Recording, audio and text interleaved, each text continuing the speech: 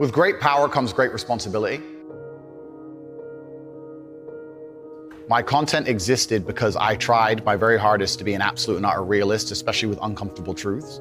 I was pointing out that very uncomfortable. Is that a truth then? It's an uncomfortable truth in many parts of the world. It's not a truth that I'm happy about. I don't want to be seen as a negative influence in the world. I know that there's a whole bunch of men. I get thousands of emails a week from men whose lives I've saved. I get thousands of emails a week from men who are on the verge of suicide and I've saved their lives. I believe in protecting and providing. I've been misunderstood. I don't want anybody to be offended by anything I say. I want to be a positive force in the world. I don't want anybody to hear what I say and make them feel bad about themselves.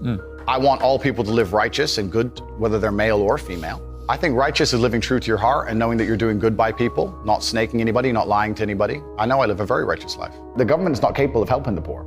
And this is why it's so important as a person, you take personal responsibility and understand you're living in a world where the matrix can be cracked. You can make a bunch of money, but you need to take responsibility and do it. I refuse to accept that there are people out there who cannot become happy, contented individuals. I refuse to accept we live in a world where God has created people who, no matter how hard they work and how good their life becomes, can't be happy. I don't accept that. I accept that the universe is a very giving place and that God loves all of us. And if you try your best and you work hard, you can become a better person. I'm telling the younger generation that if they don't get up and work hard and make sure that they're important, that the world's not going to give a shit about them. 99% of my content was aimed at men, telling them the truth, saying that as a man, you're born with no inherent value. You have to become important. You have to go through some pain or go through some suffering to make people care about you. Otherwise, you're not going to matter. As a dude, if you walk into the party and you've put no effort into your life, nobody gives a shit. Nobody cares about you. And every man out here knows. And one of the great things about the masculine journey and masculinity is that we've all lived a semi-similar story. It's kind of cool. Like, we've all been the teenager, gets heartbroken.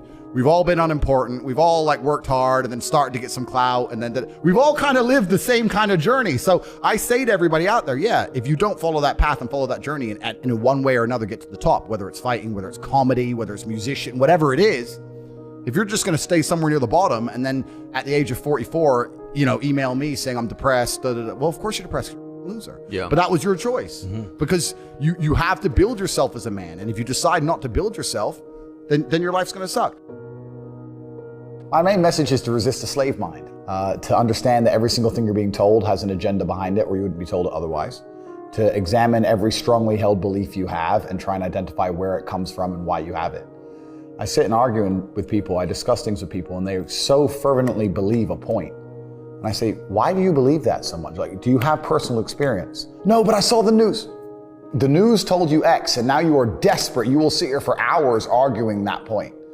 A lot of people are completely empty vessels ready to be programmed. And I try and tell people, listen, to just stop for a second and understand that